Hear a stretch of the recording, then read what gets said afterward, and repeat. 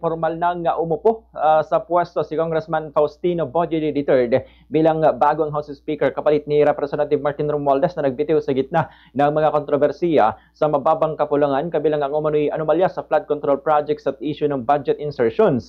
Nakakuha si Congressman D ng matibay na suporta mula sa mga kapwa mambabatas matapos mahalal sa pamamagitan ng 253 votes.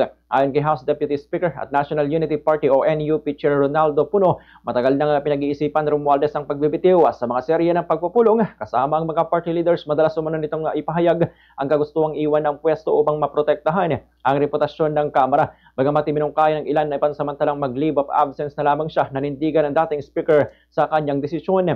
Sa pagkakahalal kay D bilang bagong leader ng Kamara, muling lumutang naman ang kanyang pangalan sa pambansang entablado. Isang veteranong politiko, halos 3 dekada na siyang nagsilbi sa iba't ibang posisyon sa Isabela. 3 termino bilang mayor ng Cauayan City noong 1992 hanggang 2001, 3 termino bilang district representative mula 2001 hanggang 2010, 3 termino bilang gobernador ng Isabela mula 2010 hanggang 2019, at 2 termino bilang Vice Governor mula 2019 hanggang 2025 at ngayong taon bumalik siya sa Kamara bilang kinatawan na ika-6 na distrito ng Isabela. Kinilala naman ang kanyang aktibong papel sa lehislatura nang kapaghain na siya ng 25 panukalang batas at resolusyon kabilang ang panawagan para sa investigasyon sa pagbagsak ng bagong tayong Kabagan Santa Maria Bridge sa Isabela. Siya rin ang naghain ng motion upang ipatigil ang deliberasyon ng 2026 budget ng Office of the President bilang pagpapakita ng tinatawag na institutional courtesy.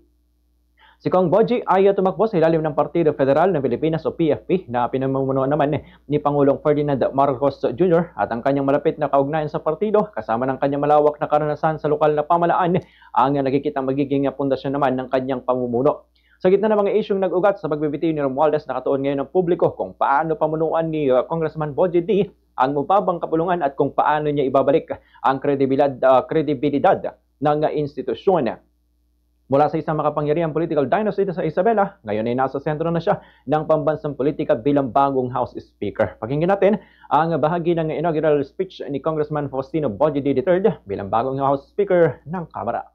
Magsasabi sa ating mga kababayan, meron po kaming pagkukulang. Kami po ay nagpapakumbaba sa inyo. Nakikiusap po kami na sana bigyan nyo kami ng pagkakataong ituwid ang mga maling kalakaran at linisin ang aming hanay.